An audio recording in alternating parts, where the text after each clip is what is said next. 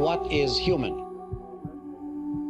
We are fragile, vulnerable, mortal, finite beings.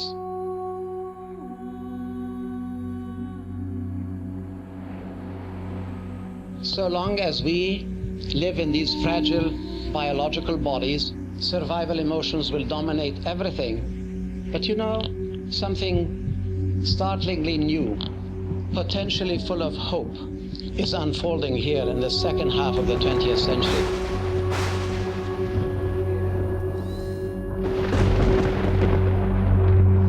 We can no longer consider ourselves exclusively human. We ought to want to stop being shoved around by the forces of nature. The most dramatic and the most urgent and the most universal need of all, so long as there is death, no one is free.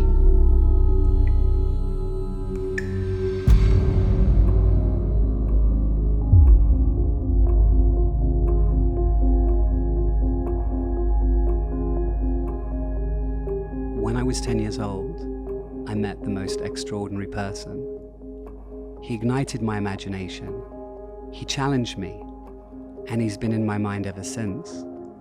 His name was FM 2030.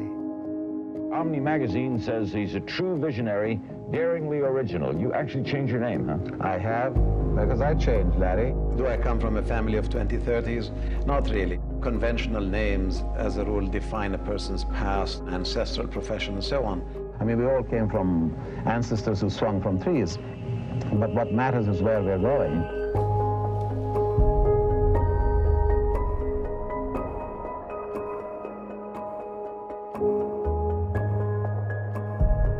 In 1999, FM was diagnosed with pancreatic cancer, and in July 2000, his body ceased to function. From here on, we are or ought to be resigned to nothing.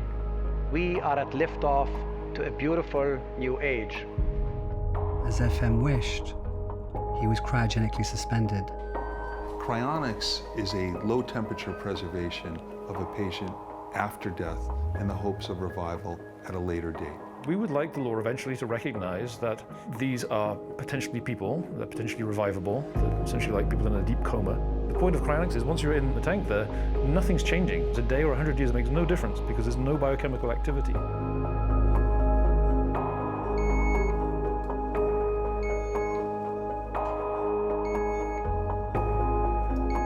The rate of change is not fixed. It is not constant. Help accelerate the pace even faster. FM was always hopeful. Cryonics is just a safeguard in case of accidental death. You know, people like me, well, I don't plan to die.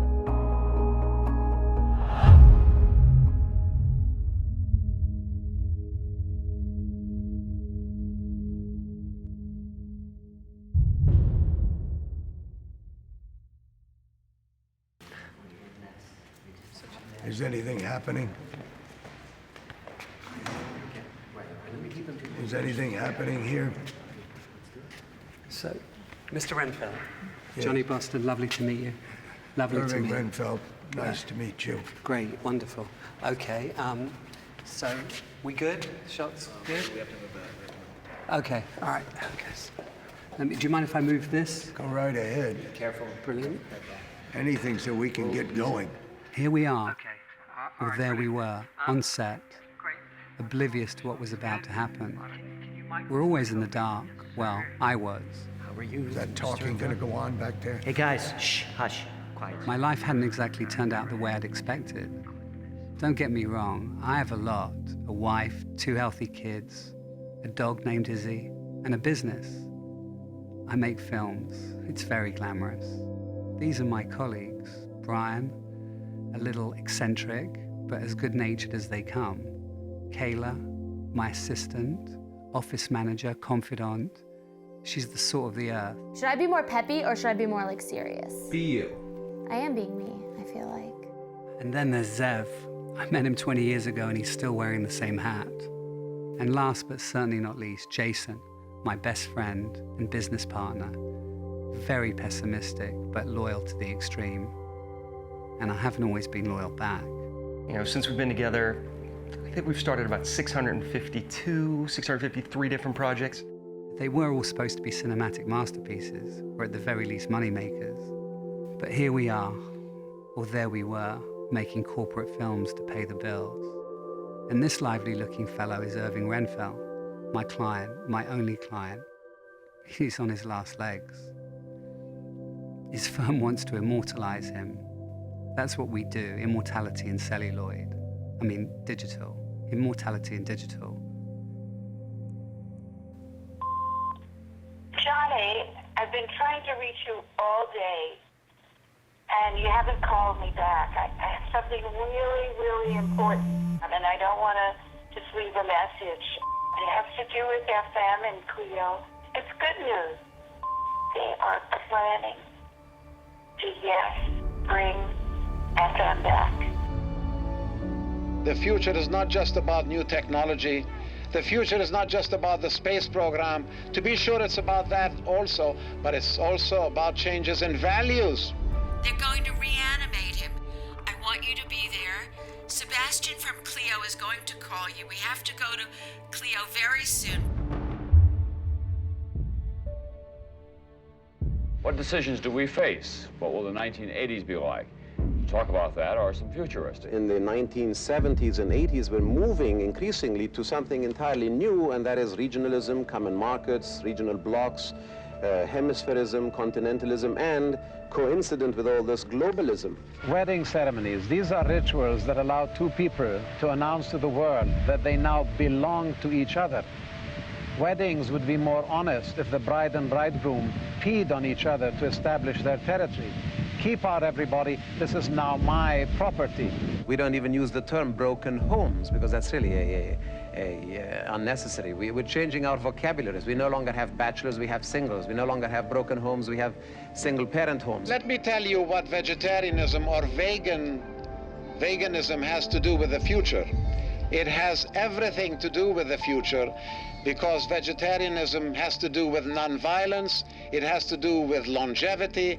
It was just so right on point when whatchamacallit called me. I'm having a senior moment. When Sebastian called, I thought it was a joke. I thought, okay, Sebastian. Because it's come too soon, I thought, in a way. Why did you think so soon? Well, I thought it would take years before they were ready to do something momentous like this. I was just thinking about my mother today and how I wish she had liked FM more, but I felt I didn't appreciate everything she had done for me. She was a piece of work, but FM got along with her. And he'll do it again with your mother and everybody else. But do you really think so? I'm going to send a car for you tomorrow. You know what you should do tonight? Get a pad and write a list of questions that we want to know about. Look, man, no offense to FM, but why him? I mean, if you want to make a splash, you know, defrost Ted Williams or defrost Walt Disney. Walt Disney's not even frozen. We're talking about immortality. We're also talking about the plot of Pet Sematary. We need to film everything. FM is coming back. She's going to live forever, this dog. It's wonderful, look. Have you seen Zoe's ballet shoes? Yeah. Oh, yeah, I see. Sorry. Johnny? Yeah? Why are you going off on some sort of science fiction experiment? One good thing about dying? Well, I guess it's the end of the credit card harassment. I love free-falling into the future, coasting into the future. For me, it's a wonderful trip. I hope for you it is too. Johnny, it's medically impossible. Peter, since when are you a cryonics expert? You're a psychiatrist. My colleagues in the neuroscience field are on the cutting edge, okay? And trust me, nothing points to this, not for decades. So it is possible? Yeah, of course it's possible. He's frozen, and so you just unfreeze him. My lovely girl. My lovely girl. She knows. Cleo took advantage of FM, and now they're doubling down on Flora, okay? $100 says you go down there, and they hit Flora with a rate increase. Why is everybody so cynical? Hello, newsflash, FM is dead. He's preserved. Well, legally dead, which is why Cleo isn't bound by any FDA regulations, okay? There are no clinical trials for the deceased. Peter, maybe you should speak to No one speaks to Flora. Nobody speaks to Flora. Newsflash, someone's got to pull the plug on this because we're setting Flora up for a colossal breakdown, depression, okay? Your motivation for getting this done is so that you don't have to suffer by watching the people that you love around you die. Yeah, what's wrong? I don't want anyone to. I don't want to. Guys, Yeah?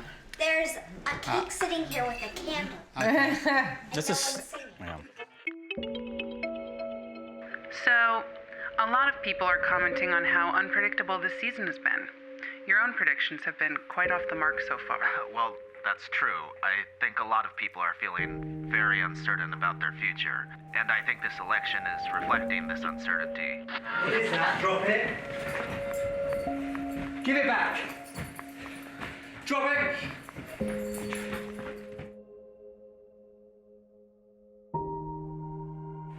What have you done?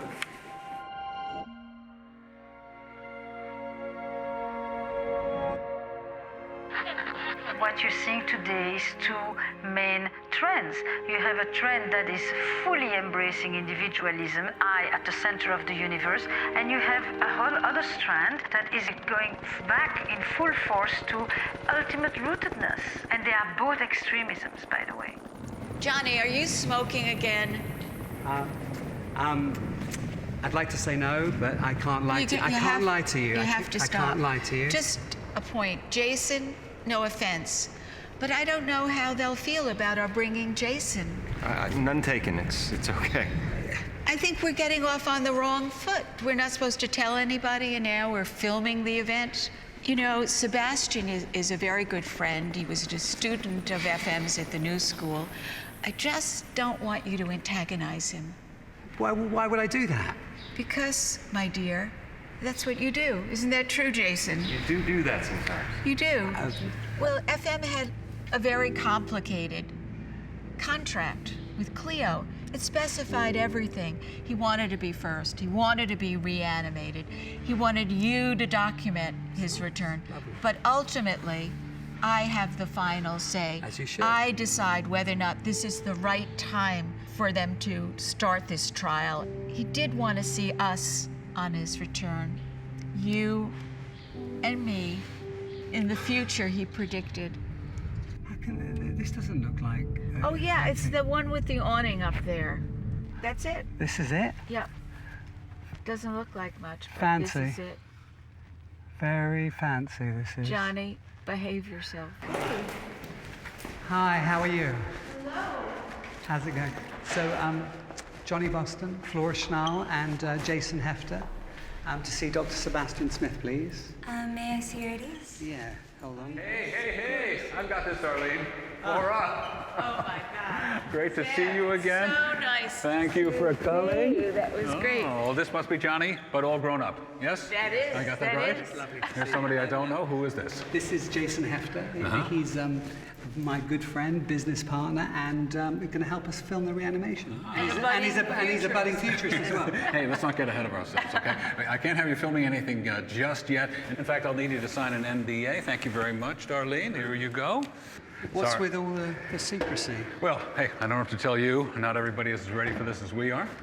I'm not ready to sign anything. But there they are. I'm just happy to be here. They have their lawyer along. Well, you're and happy, they sign he's happy. on the dotted line. that makes us all happy. Say, Johnny, I haven't seen you since you were 12 or 13 at one of Flora and FM's parties in the Hamptons. All right, so listen, we are scheduled to meet with the entire reanimation team in the Singularity Suite. We don't have much time, but I can give you a quick tour. Okay. So let's go this way, and all right, what the heck, you can film this part if you like. Lovely. What is this weird thing down here? Anonymous from the outside. This is called The Beginning, which we'd like to think we're always in the beginning. We have some very special people here. We do. Certainly important to me. Yeah. These are photos of some of the patients who are preserved here. Not all. No, not all. No, it's the individual's choice whether or not their cryostasis And is some made don't public. want to. That's right. But I wouldn't have chosen that photo. Good for you. It's not my favorite. The good thing is we have photos of FM all over this place, so this is just one of What them. about the dates that used to be underneath Well, you each? don't forget a thing, do you? We did a remodel. We took the dates off because we figure it's a new day, a new beginning. Dates, they are not important. Where we are going. Johnny, I think you're going to be impressed when you see the rest of the facility. After you. I am impressed. I don't want you to think I'm not impressed. This is great. This is amazing. We really thank you for having us. All right, our first stop here is the triage area. Which and is- as you can see, it is much improved since FM came to us. This is the first stop for the recently deceased on their cryogenic journey. This is Dr. Muller passing by right here. Sylvie, ça va? Oh, From Switzerland. Yeah. And this is Dr. Brighton, who heads up our standby team. Oh, Marcus, nice to would you meet you. mind going through the process briefly for them? Well, absolutely, sure. Johnny Boston, damn glad to meet you. Good to meet you too, John. Hello. Flora, Schnall. Thank you, Marcus, doctor. good to meet you. Nice to see you. Well, when the patient first arrives, we immediately transfer the body and begin ice bath resuscitation. Then we introduce a combination of 16 medications, antacids, etc., all designed to slow the metabolism and limit cellular damage. Frank, how are you? When the patient's body temp reaches just above freezing, they are brought in here where doctors On-Off and Pfeiffe take over. Doctors, why don't you introduce yourself? Flora Schnall, very nice to meet you. Flora, it's a real honor. Very nice. Johnny Boston, how are you? Adam On-Off. This is Jason Hefner. Hi, how are you? So Dr. Pfeiffe.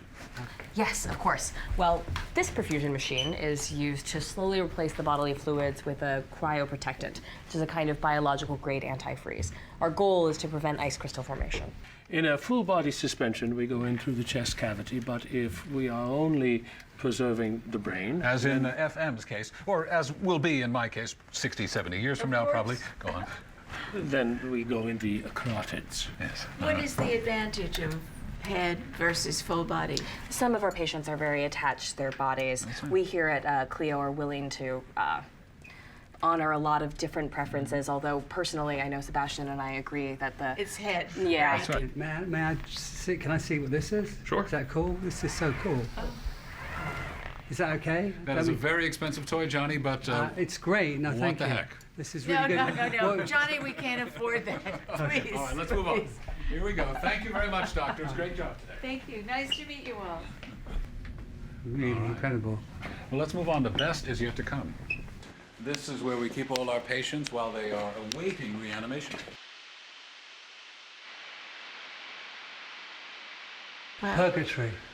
Well, actually more like limbo since there's no sin involved. It's a place to wait comfortably. Depending upon whether the suspension is full body or cranial, we might get 15 to 20 patients per silo. Well, FM was always very social. I'll need you to turn that camera off now. Are you okay? Yeah. You sure? Thanks. I was so impressed with the facility. It's just light years ahead of my last visit.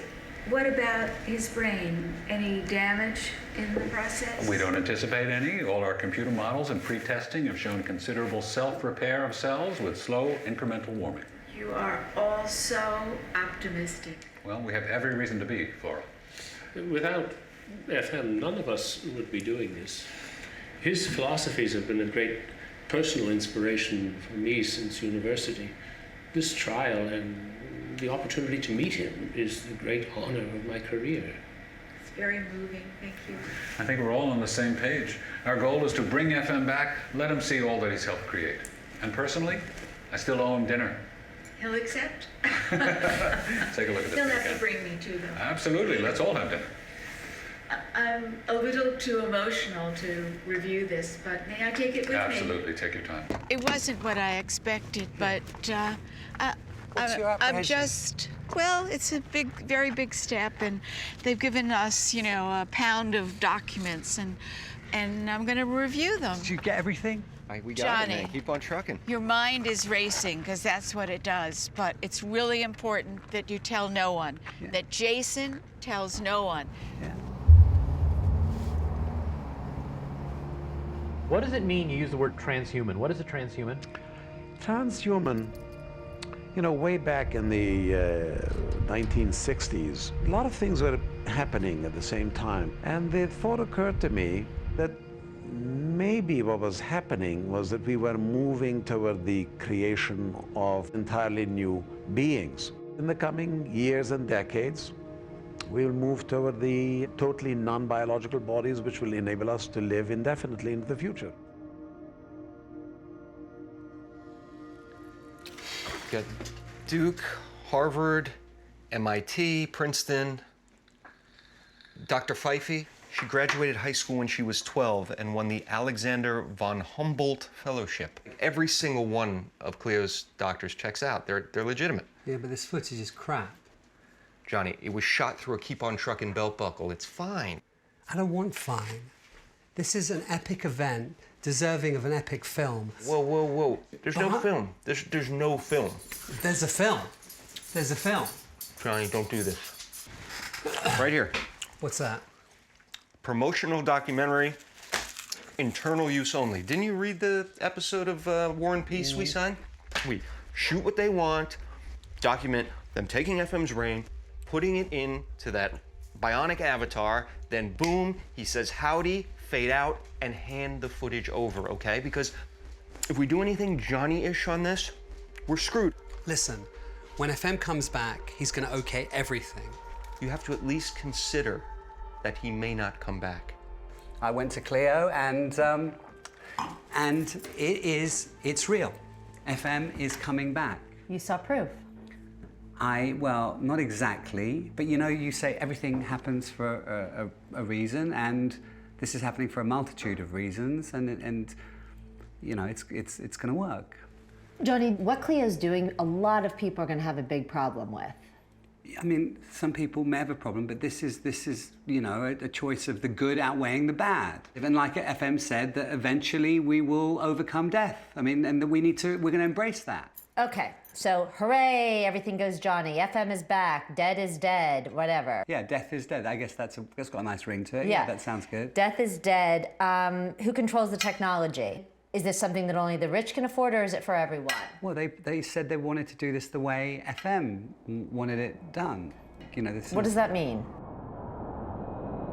In a rapidly converging world, it's a society made of a few winners and a whole lot of losers. This is not what we ought to have here in this late 20th century.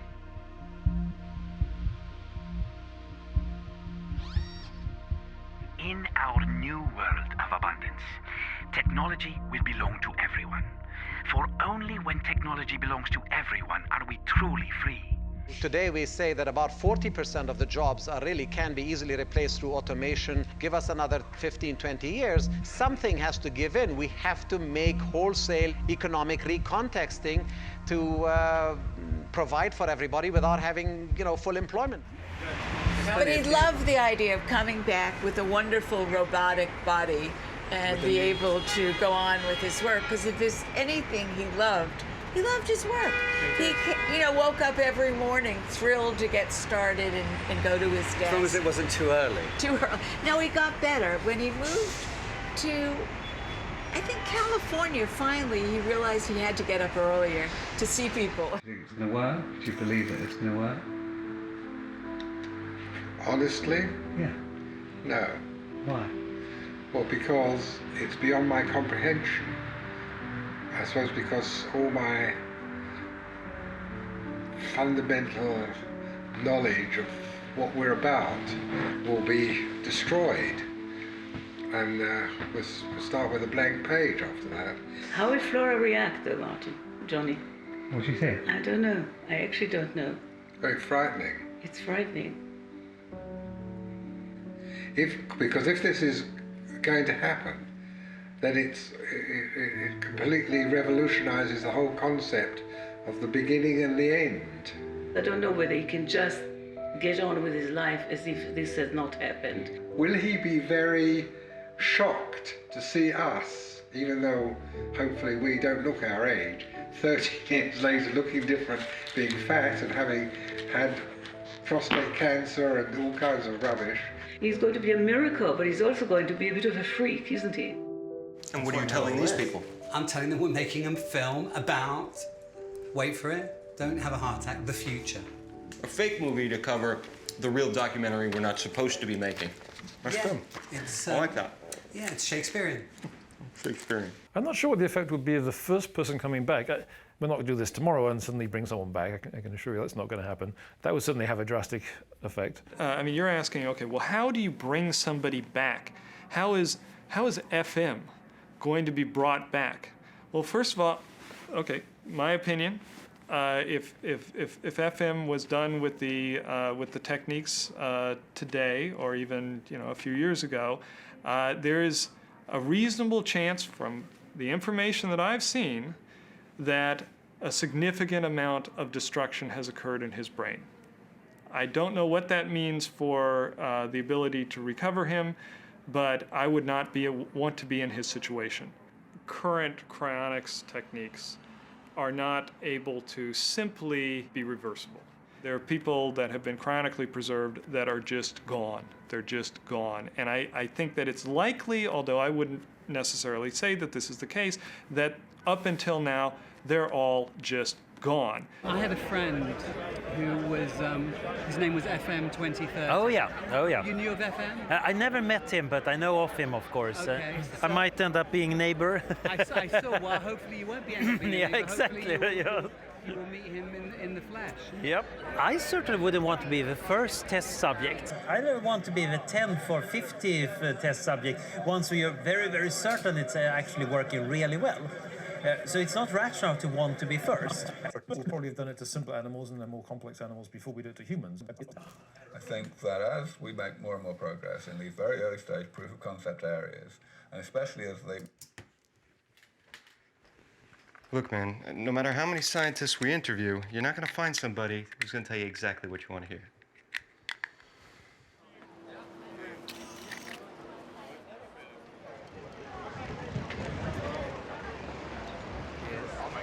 I see him. Sebastian. Hey, Johnny, what are you doing here? I left you tons of messages. Yeah, I've been really busy. I'm sorry about that. Listen, I'm running late for a doctor's appointment, but you're on my list. Yeah, but what are the odds of success with FM? 0, unless Flora signs the necessary paperwork. But is FM just a guinea pig? Of course not. But until Flora signs, we really have nothing to speak about.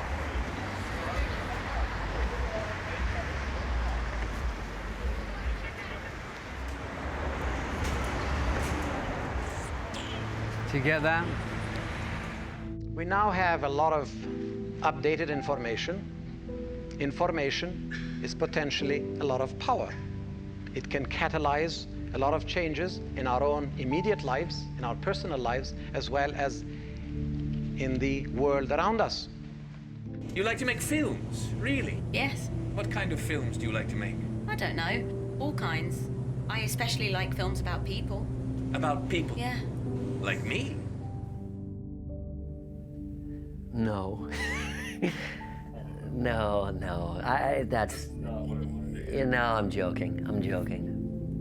Yeah, I don't know. I mean, I don't like to think about it. I sort of go, this is the project of a lifetime, and we gotta jump in, we gotta do it. We can't think about it. We have to push Irving another week. Johnny, I don't think Irving has another week. Before we keep going with Irving, though, can we talk about some of the expenses that are coming up? Who's financing the rest of these interviews?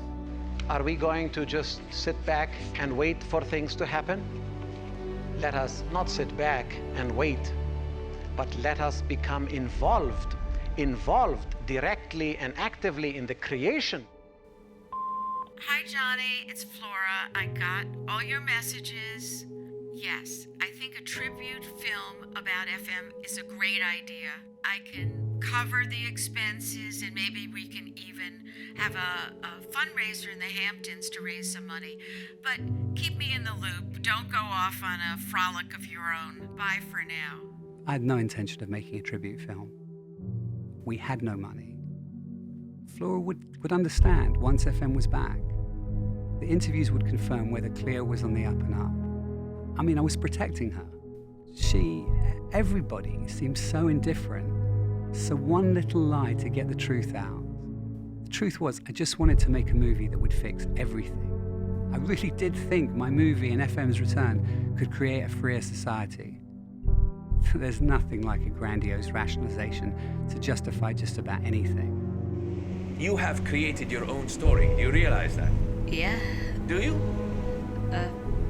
Just the beginning of my story.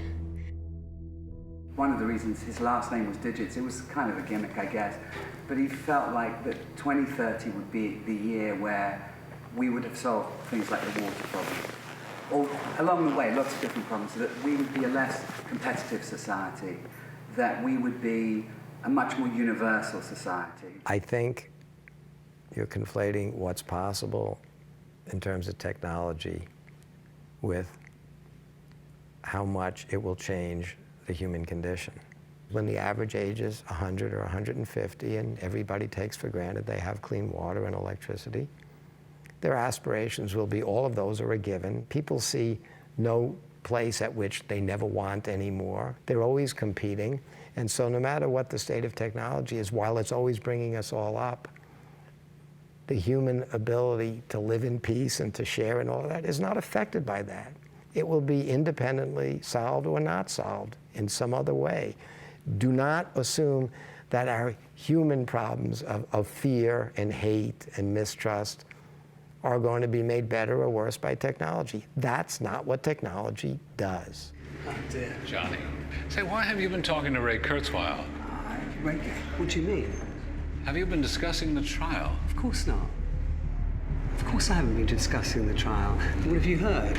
Well, what I've heard isn't good, Johnny. It's not good for anyone. Of course I know. Of course I know what it means. I know what's at stake in terms of the trial. I know what's at stake, and what you've probably heard is the fact that we've been doing a completely separate film entirely. We're doing a film that's a tribute to FM. Flora's financing it, and actually we've been interviewing tons of scientists, and Flora mentioned that we should interview you, and I thought it was such a good idea. So we would love to interview you. We want you to be You should have told me. I should have done. You're not expected to respond or adhere to a philosophy simply because somebody has said so, or somebody had written so 2,000 years ago, or 4,000 years ago, or 800 years ago, or 8 million years ago, but because the thing makes sense to you today. Our entire project can be jeopardized by the smallest public issue, Johnny. Of course, the trial may not come off without Flora's signature. You know, she hasn't returned any of my calls. She's in Miami, and she's not blowing you off. She's just in Miami. Listen, there's something I'd like for her to see. This Thursday, 1 o'clock at Cleo. It's important that Flora be there. I'll try to get her there. Thanks. Good we ran into each other. Thanks a lot. All right. Don't forget, grades go all the way down. You really do smell good. Thank you. We have paying work right now. Why not stay focused on that for a change? Flora needs me. I need to be there for Flora. I mean, I've never seen her like this. I promise I'll make it up to you, to Zoe, to Izzy. I'll make it up to all of you. Johnny, you also have to ask yourself why. Why now, all of a sudden, do they want you to see a pig? Special present from Brian's personal collection. What is this? It's a thermos cam. I have no idea what he uses it for. Make sure you have a solid base to set it on, and obviously don't drink anything out of it. Well, listen, you can't film today. Today is just for FM's close friends and family only. Really? That's what we have to do. Yeah. I'm so disappointed, because I really would like Jason to see this too. Well, this one's a matter of security, so I don't think we want any filming today, and we certainly don't want to take any chances with FM's safety and security as well, right? Okay. Okay. All right. Hey, listen, this is what you can do. You can hang out in the cafeteria, if you don't mind. We got sandwiches and free Wi-Fi. What you are going to witness today, exactly. Now, before we begin, a little background on the breakthrough trial that we are all honored to be a part of here. This is test subject 372414, but we have affectionately called him Cleon. Adorable. He is. Male, grain-fed, and as you can see, happy as a pig, and, well, you know. We injected Cleon with a barbiturate potassium paralytic solution, essentially a controlled euthanasia. Once anesthetized, after the heart was no longer functioning, we perfused the creature's carotid arteries with a cryoprotective solution designed to endure vitrification without any further damage to the cells of the brain. This solution is very similar to what was used on FM in 2000. Once Cleon's blood has been flushed and replaced, he was vitrified in a cryo storage for exactly 6 months and 3 days. Once the animal was removed from storage and thawed to an acceptable but still very low working temperature, we immediately began a process reversal, again perfusing the carotid arteries, flushing out the cryoprotectant and replacing with a modified blood proxy. This was designed to reverse any mild toxic interactions that the cryoprotectant might have with the cells. And now it's simply a matter of restarting Cleon's heart.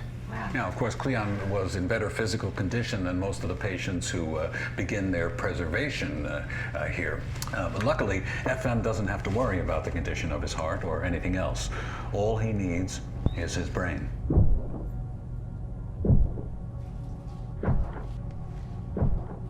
Oh my God. That is right. Wow.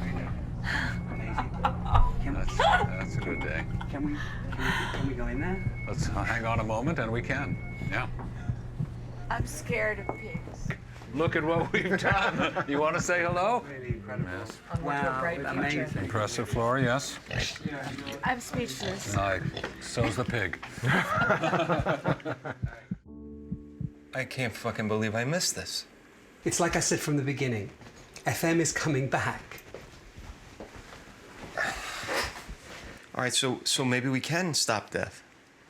But, you know, I mean, the question still is, should we? I've known Flora for a very, very long time. She's been the most wonderful, wonderful friend to me and our family. She's been the surrogate mother and grandmother to our children and grandchildren. She is really, I would say, leaving those compliments aside, she is dynamism personified. We live in a discontinuous world. The quality and the profundity of our involvements ought not to be determined by their duration. Hope you're doing well. Listen, I'm having a bit of a tough time reaching Flora. I left her quite a few messages. To be honest, after last Thursday, I'm a little surprised we don't have those signed documents by now. I know this is an emotional time for her, but I think you and I both understand what needs to happen here, so maybe you'll speak to Flora for me, move things along. I'd appreciate it. Thanks. The dynamic individual today is in the process of growth and changes. Goes from one job to another, one profession to another, from one community to another, taking the place of the lifelong companion or what have you, are networks of friends. Wonderful. Ruth Ginsburg told this story. Ruth and I were in the Dean's Moot Court Club, so he had all of the club to dinner. Ruth and I were the only two women. He said, "Oh, I don't know what you two women are doing here, taking up the valuable place of men." And I said, "I don't know, Dean. I don't know about Ruth. I'm here looking for a husband." Really too. It's nice. I don't understand how I don't remember who these people are. I should have written down their names. I have to look at it more closely. Well, it must be from a wedding or something, right? I mean, this is... Yeah, this is a... Who wears a pink carnation? You know, unless they're a spy. Have you seen this? No, what is it? Can I see? Guess who the villain is? FM. FM is the antagonist. Have you read it? I mean, how do you know? FM wouldn't have gotten through the first 3 pages. It's about a transhuman conspiracy to devour the world. Yes, proclaimed the transhuman representative, only we immortals are truly vested in the future, and as such, we and we alone will decide who holds the right to bring new life forms into it. It's all about FM, but he knows absolutely nothing about FM's philosophies. You really have to go out to the university and interview Dr. Thomas Wainwright and set him straight. Oh, FM can set him straight himself in a couple of months. I'm not sure about that yet. We just saw Cleo bring back a pig. Pessimism, cynicism, these must be outlawed forever, FM cried. The genetics of the cynic will today be destroyed for all times. And with that, he activated the trigger. Spoiler alert. I'd much rather remember FM as 100%, not a synthetic version of him. No, I understand that. Technology has not yet caught up with FM's imagination, let alone surpass it. It has, Flora, it has. I mean, we're living, certainly technologically, the world that FM envisioned. Here's the problem. We only have one shot. We have to be right about it. I get it. I get that. Do you really think that this is the best chance of success, that they're ready, that they can do it? I do. I do. You truly do? I do. I do. Well, let's go ahead and do it. I'll sign.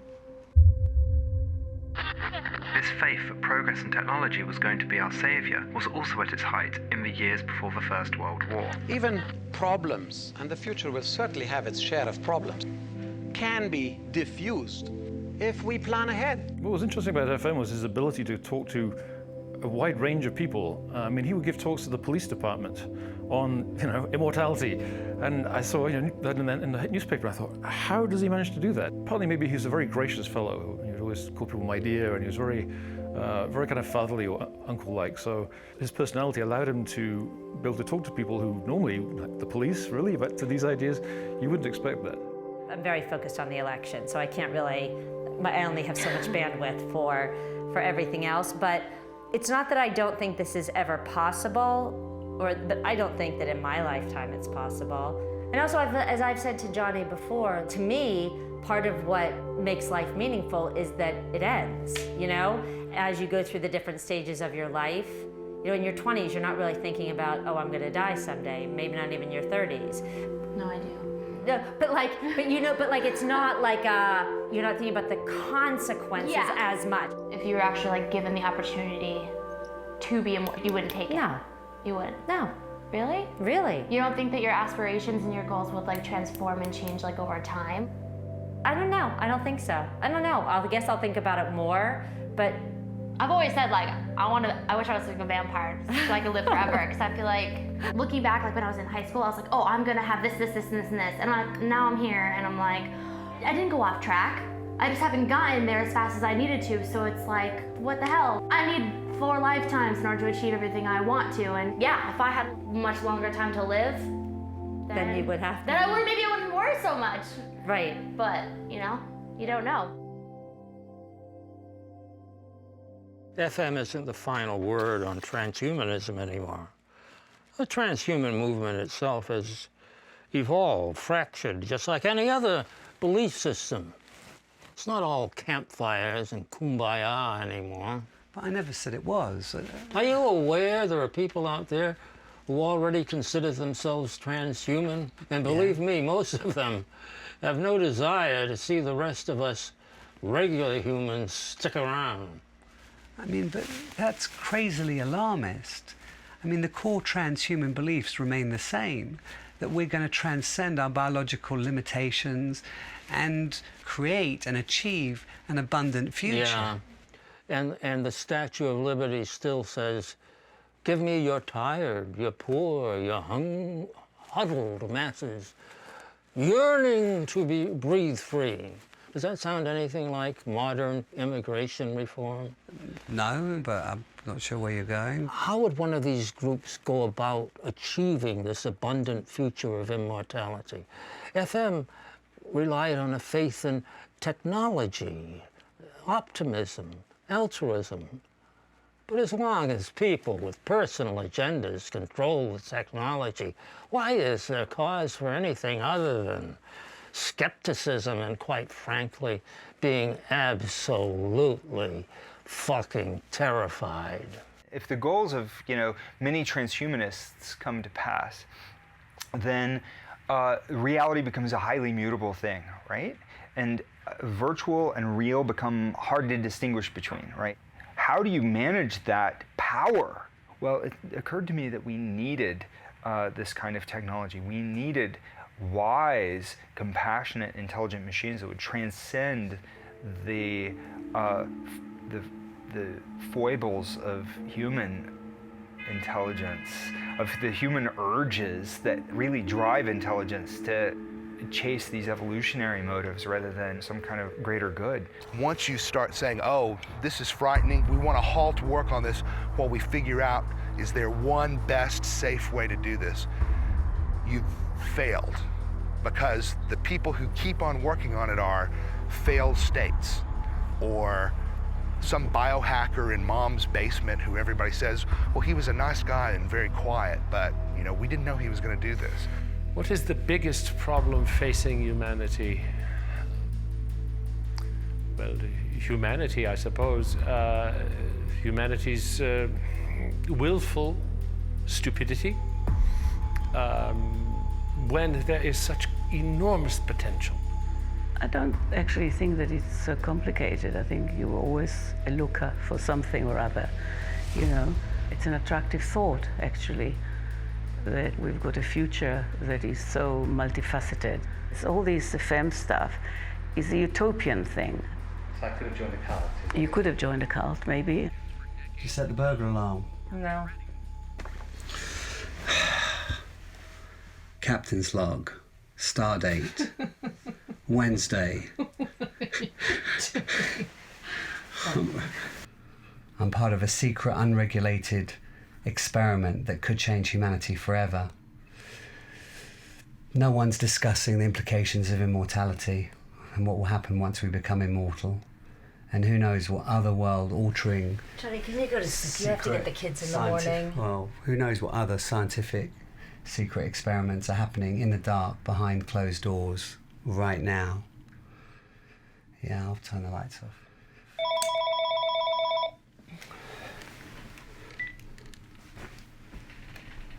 Hello? This is Johnny.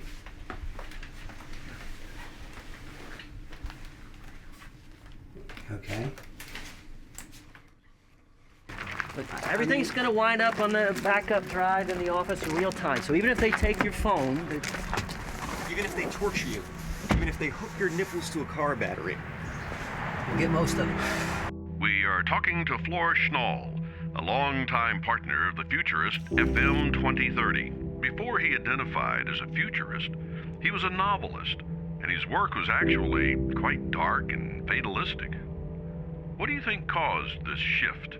You're right that there was a real switch.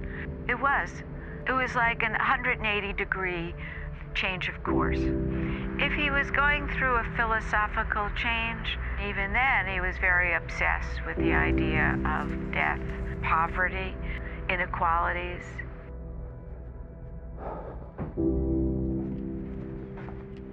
Surprised? Yeah, big time. Sorry about this. What's going on? Well, it's just that what I'm about to tell you, I know that you have Flora and FM's best interest at heart, so I can trust you. I hope. I absolutely believe in the work that I'm doing at Cleo. We've made so much progress. I never expected to make it to human trial in my lifetime. It's too soon. We are the breakthrough generation. Perhaps the greatest breakthrough of all is in our outlook. The dawning awareness that from here on, everything is possible. Success or failure are two sides of a monumentally problematic coin. Either way, the world isn't ready. There's been no public debate. The wrong publicity or a failed trial at this stage sets the whole industry back decades. There is no room for pessimism. No room for the old world psychology of despair. The cloned sheep wasn't announced to the public until she was almost a year old, and her gross genetic issues took even longer to reach the public. That won't fly with a human being. We have come too far, triumphed over too many impossible barriers to allow ourselves now to remain bogged down. Sebastian doesn't have any of these concerns. Yeah, well, Sebastian wants to see his life's work realized. And that obsession has led to some really poor decisions. Sebastian sold out the ethical ramifications of our work in exchange for an accelerated timeline. I mean, I was in the lab, you were all there, you were telling me how I need to get Flora to rescind authorization. kidding, right? You expect me to expose myself even further? All the proof that you need is what you see around you.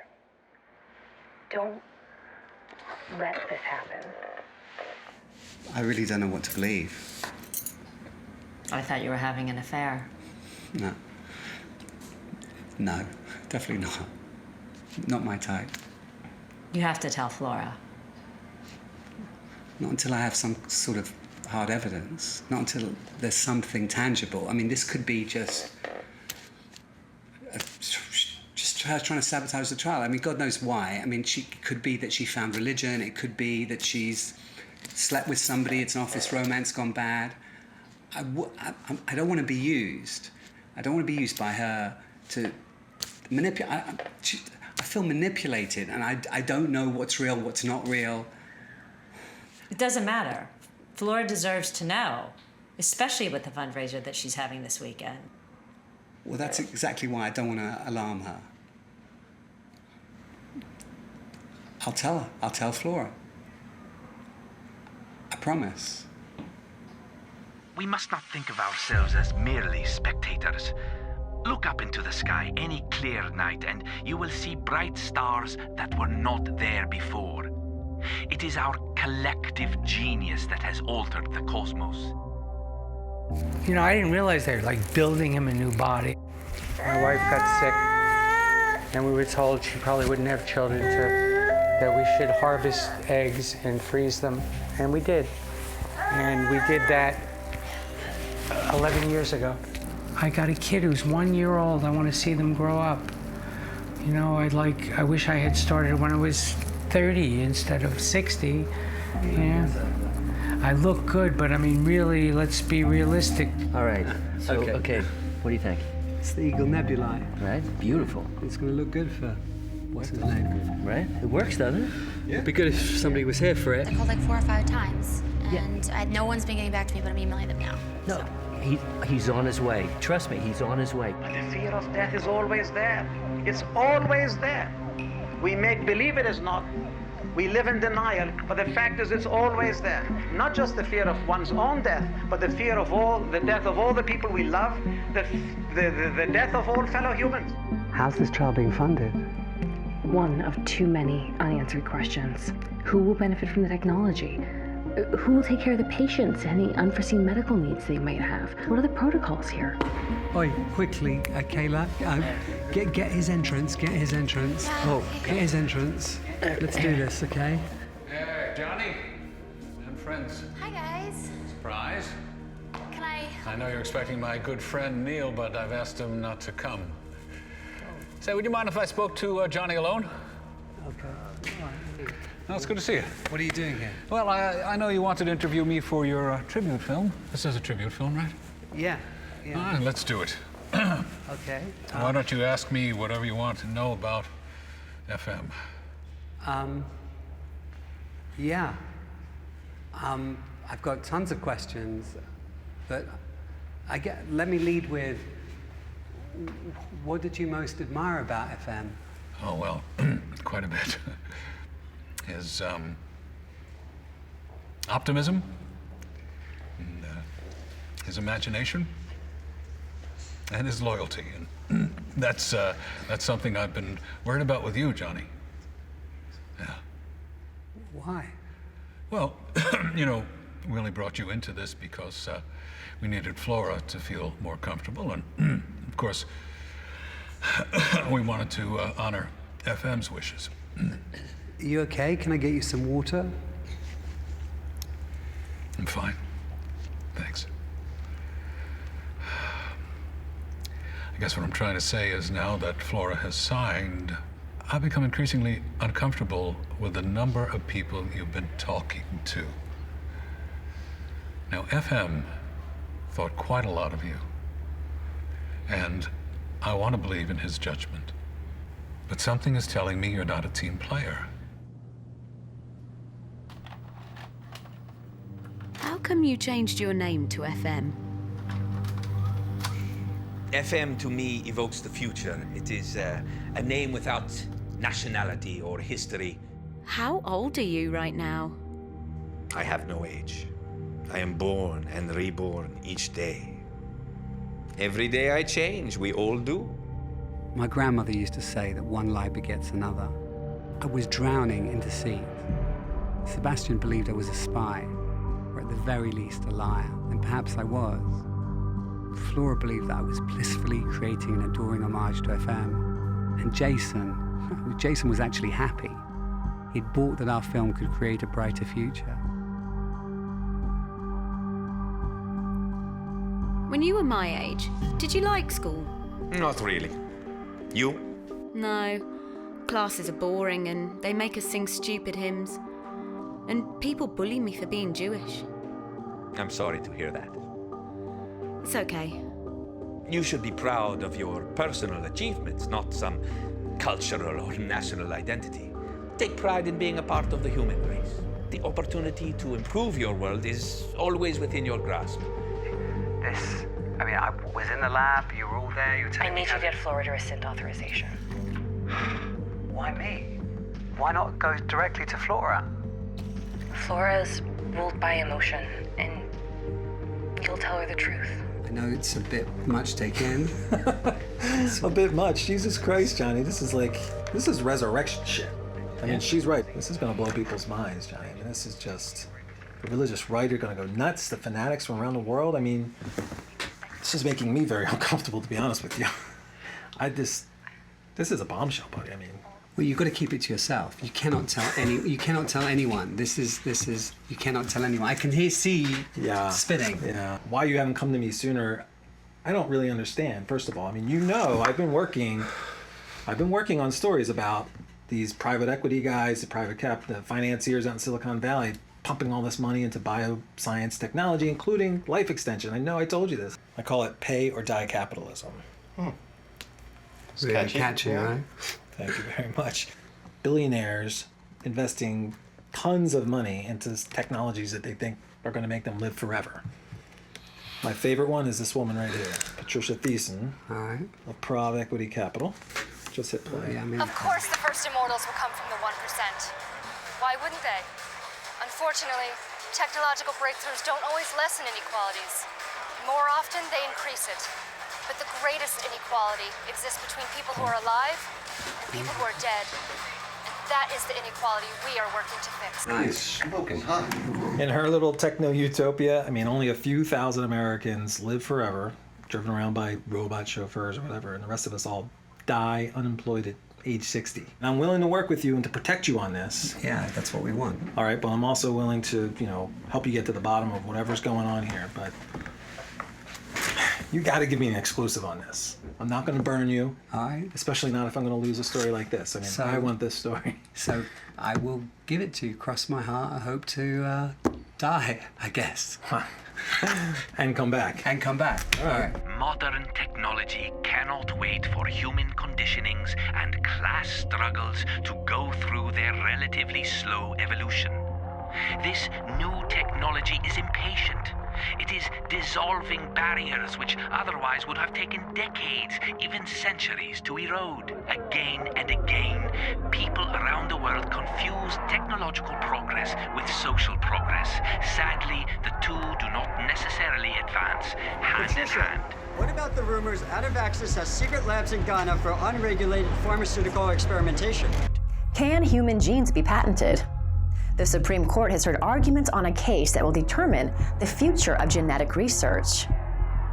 Would you want to wait until a convoluted bureaucracy allowed you access to remission? Royalties for the new technology could be worth billions of dollars. Without ownership, there is a lack of control. Without control, there is, for lack of a better word, anarchy. That's it, thank you. You, Johnny, can be part of the change in people's thinking. If you make films or TV series, it seems to me you need to know about this future of ours.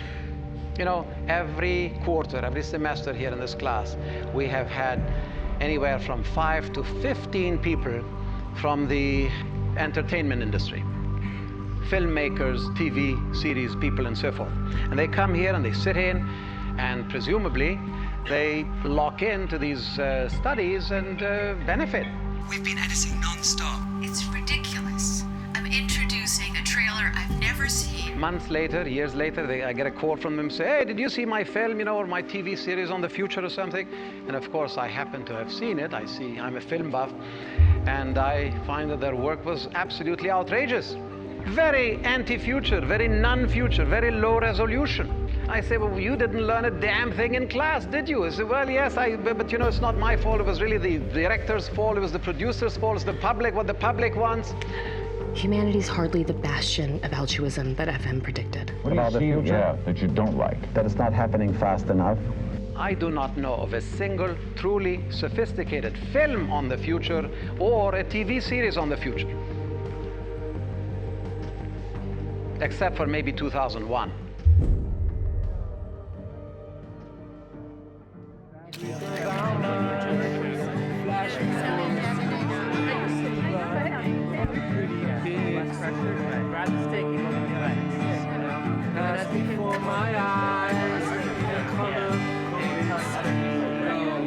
Thank you very much. Scott, thank you. Thank you very much. Dear ones, as FM used to say, today or tonight we pay tribute to an extraordinary human, FM 2030. To say that FM was unique is an understatement. His vision, his wisdom, his mellifluous voice with his rolling R's, his warm smile, his empathy, his humor. We aim with this film to capture and to celebrate his essence, his optimism about the future, and the triumph of science and the technology he so brilliantly predicted. Thank you all for coming. I hope you enjoy the premiere screening of the film, of the trailer. Of the trailer. The film is yet to come. Thanks, everybody. Thank you. Roll it. Ours is the first age of optimism. An age of breakthroughs in all areas of all societies. We are well on our way to a new biological stage, free of pain, free of suffering, free of aging, free of death. Is technology the solution to all of our problems? They've created a technological religion because the minute you offer immortality, you're a religion. It's not difficult to get people to follow something. Anybody who's not embarrassed or ashamed can pass himself off as God and get a following. We are still too programmed by the old world psychology of failure, too hobbled by guilt and shame and self-doubt, too scarred by eons of suffering to fully appreciate the meaning of our new age. The human spirit is resilient, but are we wise? The question is of population with respect to resources. And it seems that, yes, there is a problem with that. The ecological crisis, the faster it goes, it begins to be exponential. This is the hell that technological religion tells us is going to be there. But they're right. In a rapidly changing world, how do we maintain our humanity? One could argue that the internet actually distances us from each other. That remoteness promotes antagonism politically. The big brother is actually getting into our brains. The progress that technology has made, the screen that sits on the table, now the mobile computer, and then the smartphone, and then the glasses, next thing is here. Who will decide our future? Whether it's government funded or not, technology is moving more rapidly than anyone can regulate it. The problems are really obvious of human suffering. It is a very dangerous distraction that some magical machine moment is going to solve all of our problems. I think this is ridiculously naive. It's our choice. Who do we want to be in 2030? Let us not be afraid of vision and hope. It was the daring of visionaries that has brought us this far, from gloomy primordial marshes to where we are today, reaching for the galaxies, reaching for immortality. Are you ready? Thank you very much. Wonderful. Thanks a lot. Thank you. Thanks a lot. Oi. Johnny, congratulations. Thanks a lot. Awesome. Thanks a lot. Thank you. You're great. Great. Oh, dear. What do you think? What do you think? Well, Johnny, it seemed to have nothing to do with FM. What do you mean? It had all of FM's ideas in there. I had no idea what you had in mind, but it certainly wasn't this. This wasn't a tribute. What have you done here? Flora, I mean, I don't know what you mean.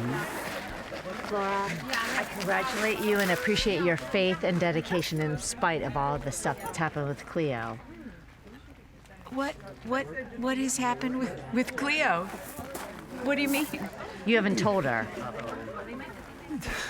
Dr. Fifey came to see me, and she had some information, but I wanted to vet it. Ridiculous information about social implications, this, that, and the other. She's probably got some crazy axe to grind. It just seemed like completely off the rails. It didn't make any sense, and you had a lot on your plate. Johnny, you lied to me. You've never changed. You've only thought about yourself. Let's get this straight. You're off the project, and you're not invited. You're no longer invited to the reanimation. We're through. Honestly. You've reached a whole new level of asshole. Flora. Cut the fucking camera. Cut.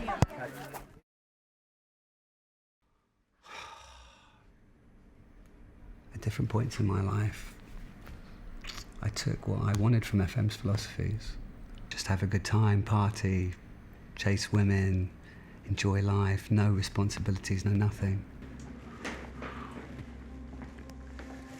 Wake up, Coppola! Dude, I'm sorry we had to bail early. We thought we were having a baby, but as it turns out, just gas. So good times. Yeah, it's Johnny. I can explain. I'm really sorry. I'm really sorry to hear that. What was that? What's the matter? Irving Renfeld died last night. And they want all their footage back, and they want it back immediately, and they're probably gonna sue. God, Johnny, he doesn't hate you. He's just let down right now. So what are you saying? You don't want me to come to Israel with you? It's my son's bar mitzvah in Israel. I'm not gonna be there. Please let me speak to him. Johnny, I have to go. They'll call you later.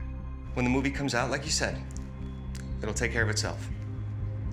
It won't take care of itself. It won't. How about a little FM optimism here, Johnny? I'm trying. There is no movie. There is no fundraiser money. Flora knows I've been lying to her all along. I'm not even invited. We're not invited to the reanimation. Hi, Flora, it's Johnny. If you could please give me a call back, that'd be really appreciated. Do you have any regrets? Would you have done anything different? Is this where I'm supposed to say how I wish I'd spent more time at home? Going to soccer games, school plays, owning a goddamn dog? I'll never regret building something that will live long past me. Say, if, for example, you had a choice to coasting into the future, indefinite future, endless future, what are the parts of you would like to take with you to the future? Now you're a man. Do you feel a man? You were reminded of this, weren't you? Can I go and get Flora? No. Daddy. Talia should go and get Flora. Do you know, I think he's giving me a razor. I'm sure you'll be delighted to hear that this is going to be a short speech.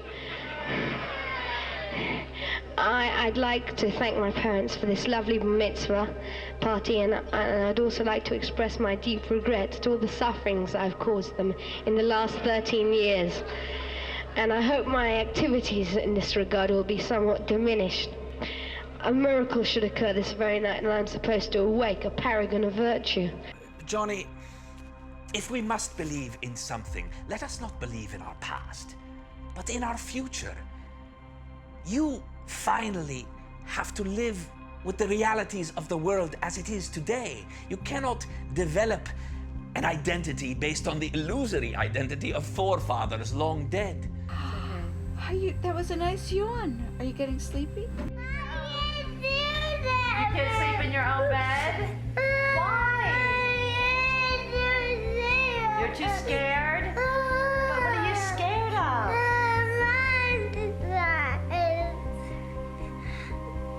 But what did we say to monster?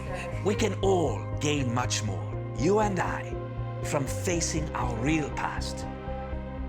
What matters most is that you and me and everybody else are about to swing through solar systems and galaxies.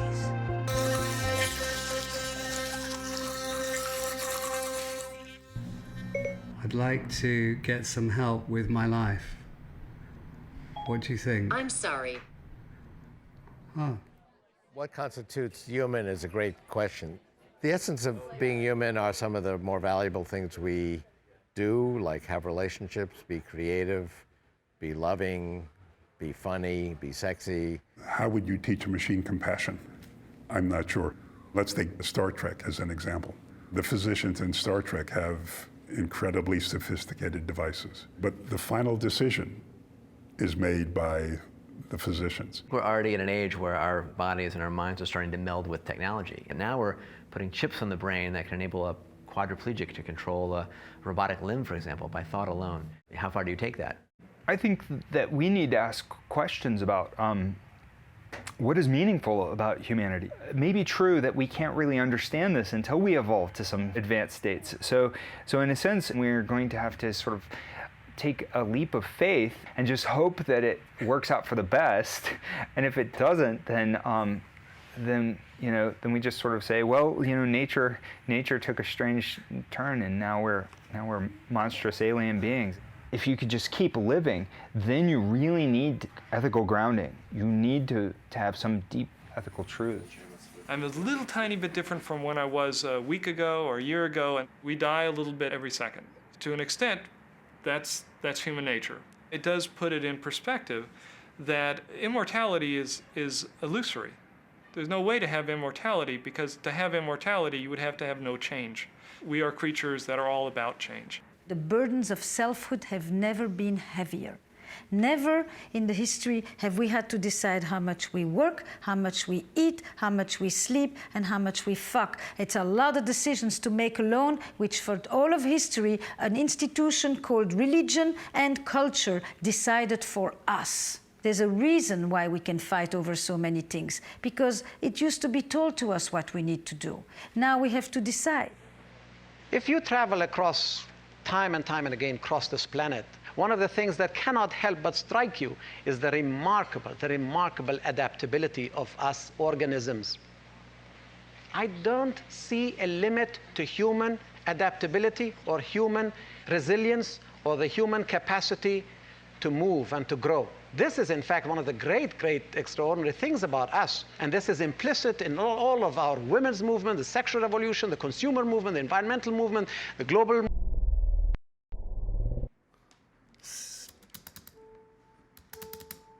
Seriously?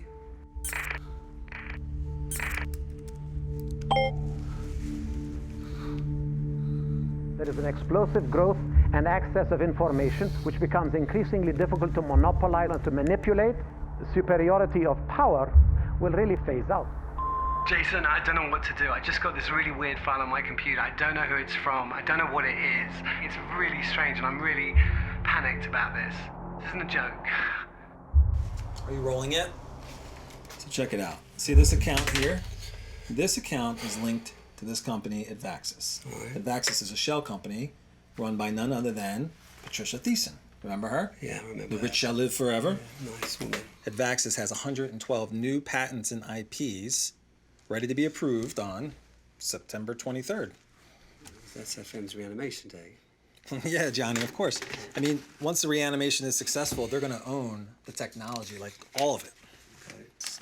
This is a list of 1,162 current Cleo patients and future freezees. There you are. Yeah. But only 2 have scheduled reanimations, FM and this guy right here. Sebastian Smith. Right. But he's not even dead.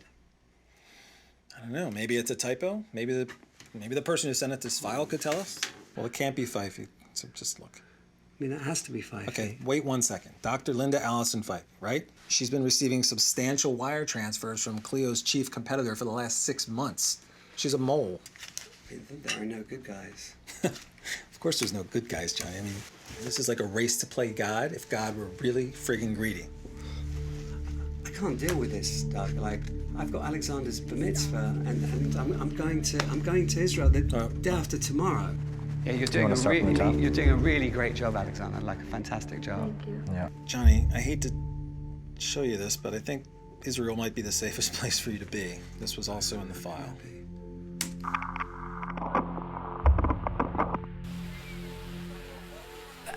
That's our fundraiser.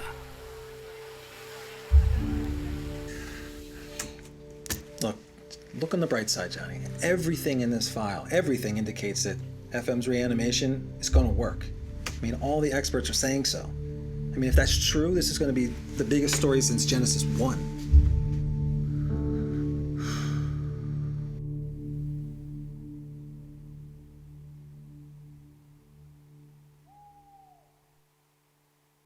So it's, what time is it? 3:13.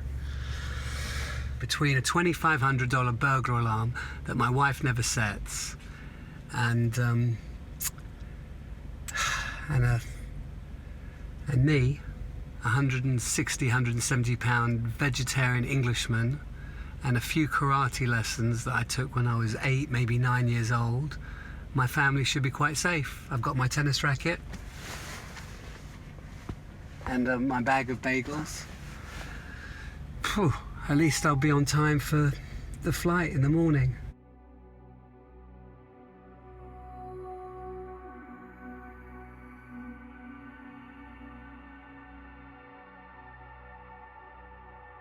Society has always had to catch up to technological innovation, and that catch-up process is frequently messy and sometimes comes with casualties. I would like the option of being able to extend my life. The idea of immortality frightens me. Societies change in unpredictable ways, and I don't know that I would have a place in society 200 years from now. To me, the most important vista is not to go to the moon or to Mars. It's to actually understand our own thinking and be able to actually expand our thinking. And the most powerful, important force in the universe is intelligence. You know, the last time we expanded our neocortex was when hominids developed this large forehead. That created art and science and technology. So what are we going to be able to create the next time we expand it? We can't even answer that. It'd be like trying to ask a hominid before the invention of language, well, gee, what are you going to do with this extra brain power? Oh, no, that's not. None of us in our current form are capable of understanding the whole picture. That's what excites me so much about life extension research. Maybe one of us will live long enough to figure it all out. The current ethics we have and we have had are all based on the human condition. A few fleeting decades of existence. So in the 1950s, the late 50s, I worked at the United Nations. I remember to my horror one day at the Security Council, the head of the American mission, during one of the deliberations between Israel and the Arab countries, he gets up and he says, no, he says, we want our Jewish and Muslim friends to get together and resolve their differences in a truly Christian spirit. Christian spirit. He almost started another war there. Best advice for him is don't turn out like you. Cheers. Any words of wisdom for Alexander? Just be Alexander. Cheers. I have to go to tell him something. My dear ones, let us continue making our planet cozy. Love you. Be true to your heart and don't listen to everything your parents tell you. Hello. Your buttons over here. Hey. He's impossible. I'm dropping it. Listen, I have some advice What kind of advice? For Alexander and perhaps for his father too. Well, a man is always honest and forthright.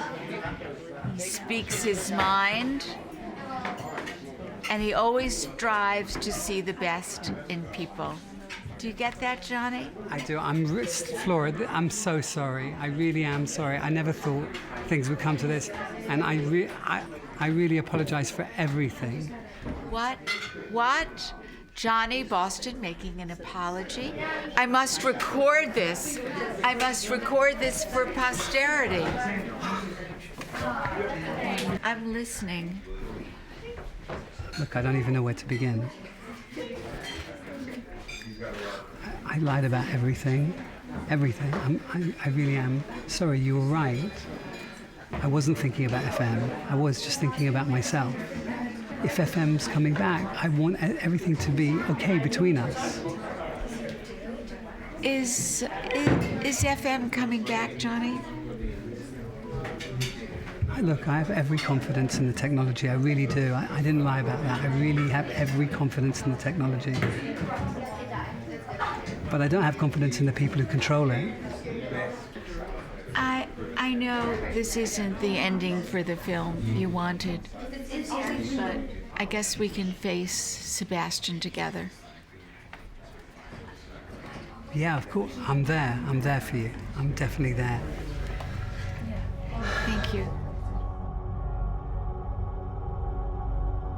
If it is possible for us to identify with or to be committed to a brother or a sister or a father or a mother, or an American Jewish person who identifies with an Ethiopian Jew, or a Muslim from Morocco who identifies with a Muslim from Indonesia, it seems to me that it ought to become possible to identify with and to be committed to all humanity.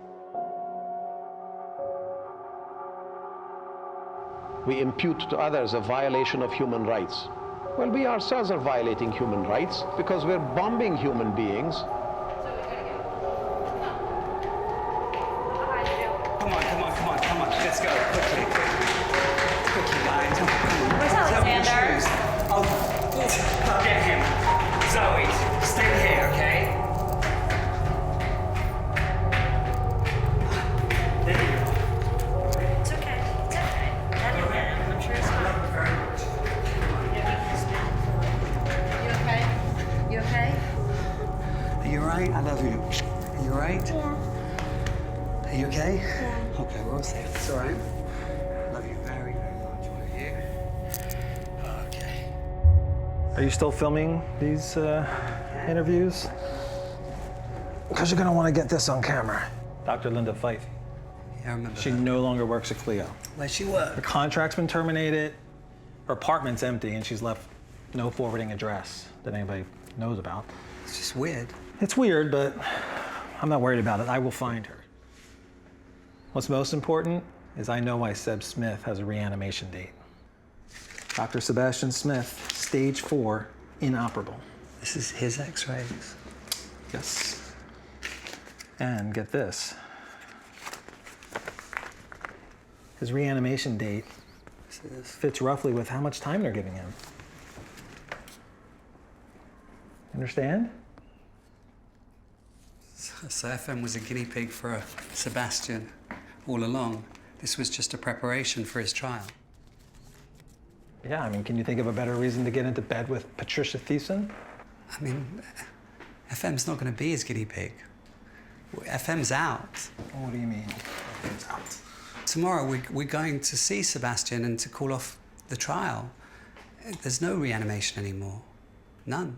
It's... Well, that really sucks. It does, but at the same time, we don't want to be involved with them. I was just really looking forward to my first reanimation, I guess. Me too. Me too. I was looking forward to the biggest story of your career too.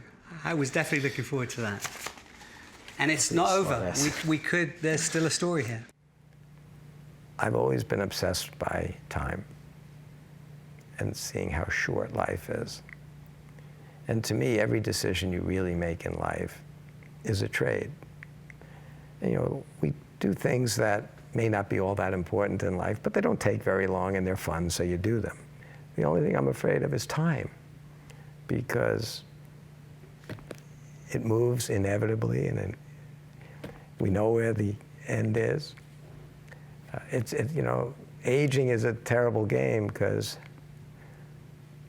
you can't win and you have to play. And I thought the only antidote to that was to use my time as wisely as possible.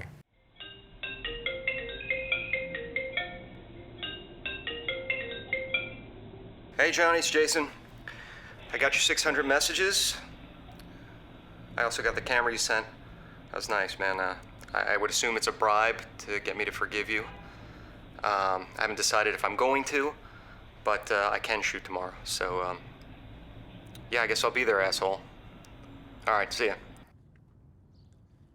FM certainly wouldn't approve of this, guys. It's gonna be great. You're good to go, Flora? Okay, let's go. All right. You can't do that. Oh, I can, Sebastian. I've rescinded the authorization. I'm doing what's best for FM. This is what's best for FM and for everyone else. The trial is less than 2 weeks away. October 7, 78, my birthday. Sweet, lovely Flora, how come my love for you grows bigger and bigger and bigger? Just think of it. 100 years from now, we will look back on these years as the very beginning of our magical friendship. Our entire body design is geared to FM. The bionics, the brain mapping, everything.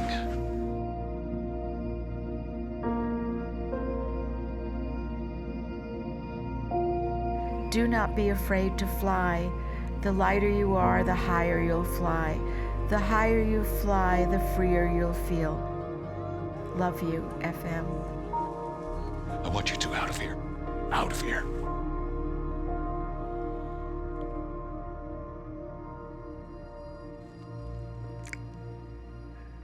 Shall we go?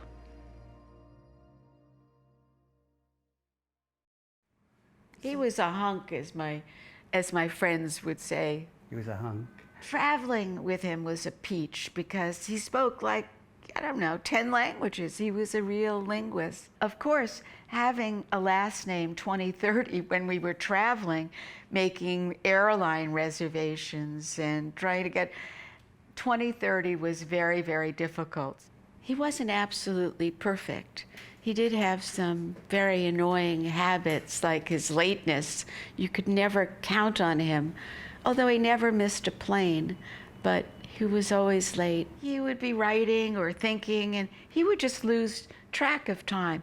He'd always say, well, at least I always show up, because some people, you know, don't come at all. But he would come, even though it might be 2 or 3 hours.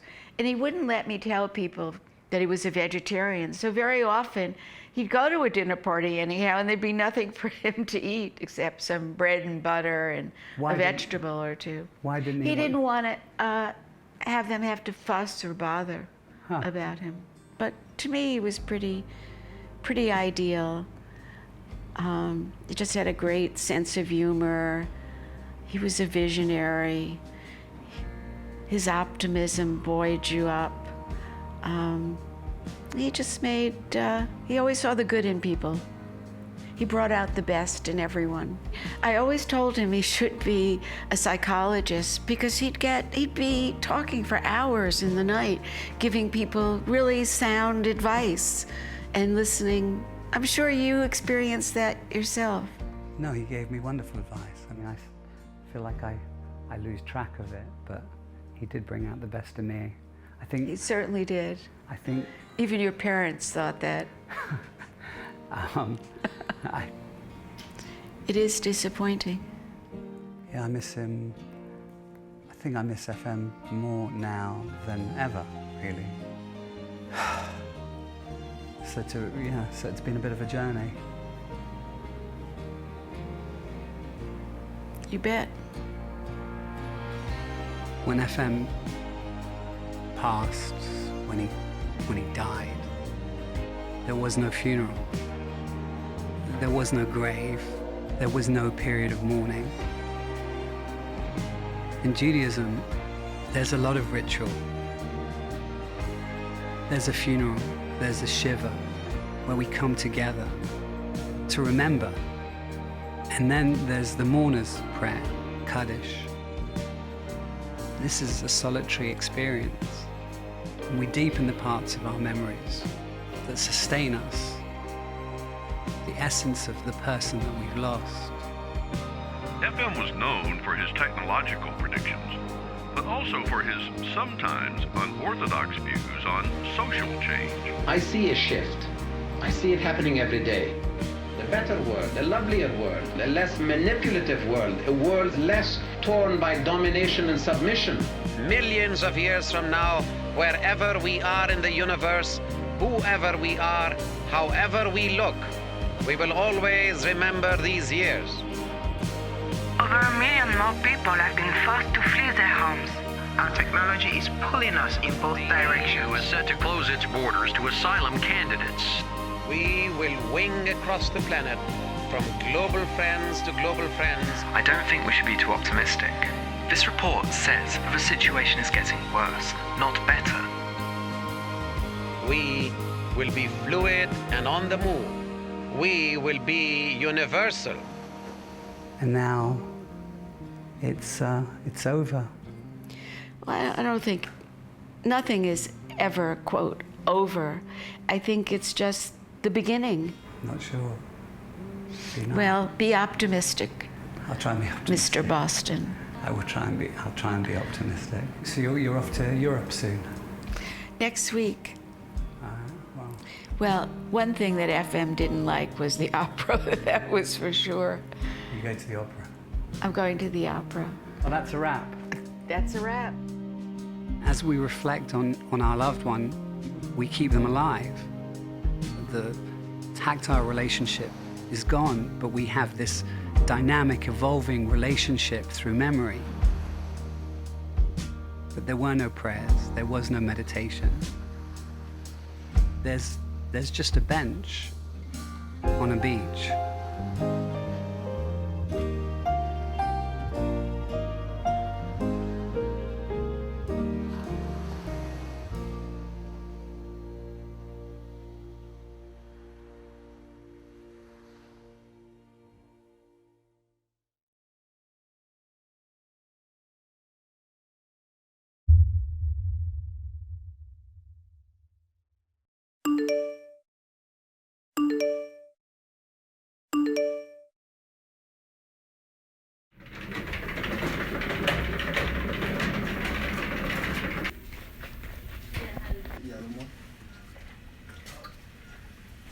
Johnny.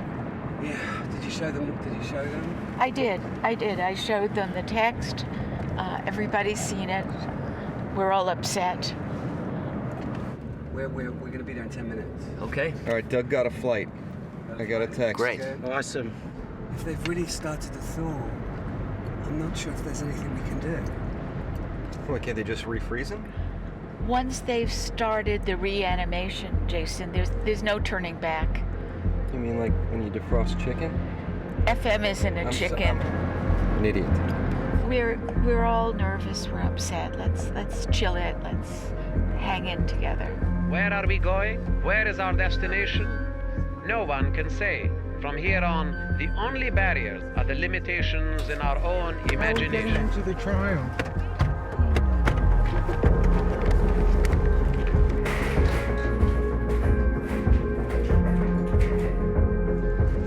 Where's Seb? Where's Seb? Where's Seb? We need to see Seb. They are with me. They are with me. I will take them down. Sorry, I'm late. Who? Hey, man. Who is this? Hey, Doug Donovan, reporter at the Times. Hey, very good. All right. This way. Brilliant. Flora, you okay? You okay? See you. Okay, you need to help us. That's right. I spit in the face of time that has disfigured me. Rage is one of Samuel Beckett's characters. Today we can do more than spit and rage.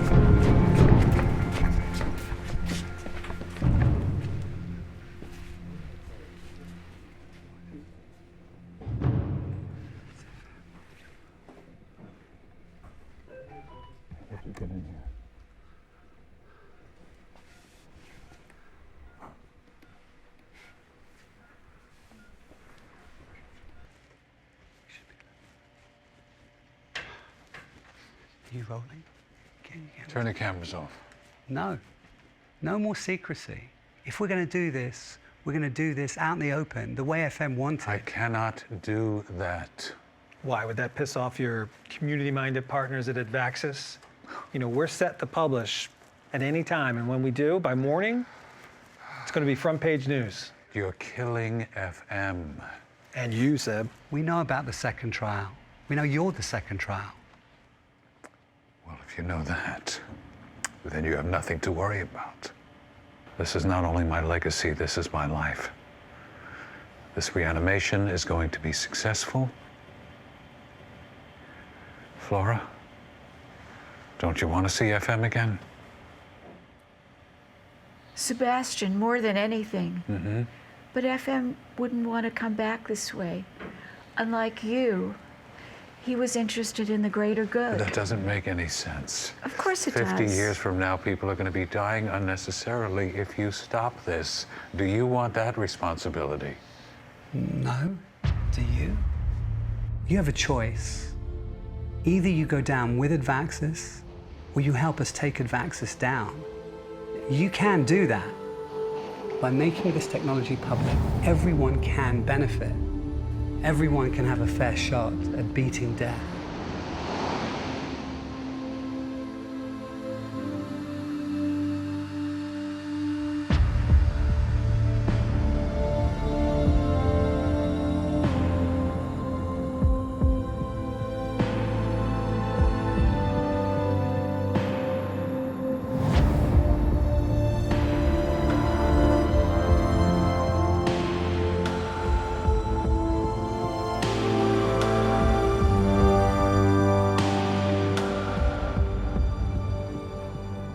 I want to thank you.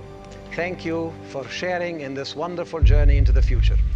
I hope that for you and for me, this is not an end, but a beginning.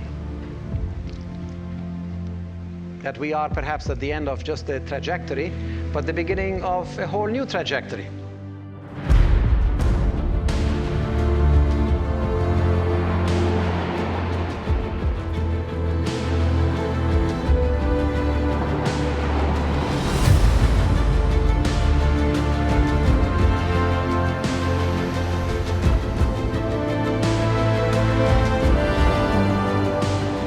Remember that the future does not end tonight. The future, I hope, for all of us will just begin tonight.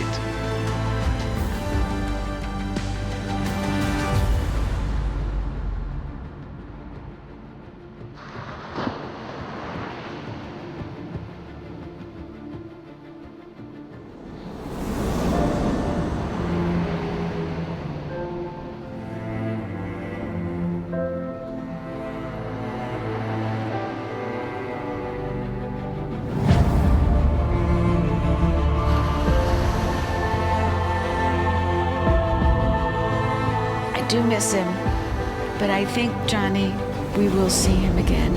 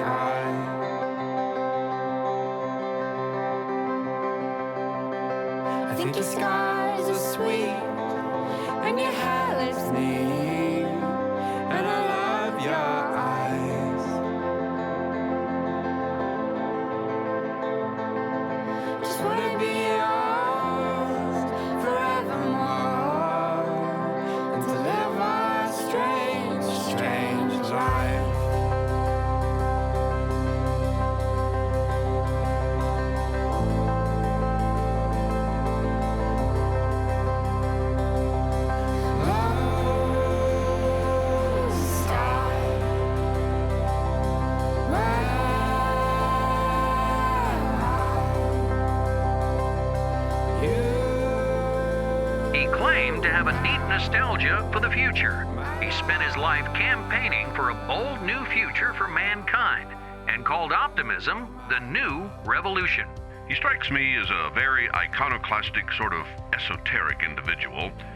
How is his futurist persona different than his life in private? No, he was always very optimistic in person. He definitely was. FM was like a born writer. I found little notebooks from the time he was 6, 7 years old, not living in the United States, but writing words in English, lists of words. It was a little notebook. So he was always interested in writing and always interested in English. He became a vegetarian early in life. Tell me about that. He was a vegetarian since the time he was 17. And in Iran, there's a holiday, a famous holiday. It's called Day of Sacrifice, where they sacrifice a lamb, and they sacrificed his and his sister's pet lamb. And all three of them became lifelong vegetarians.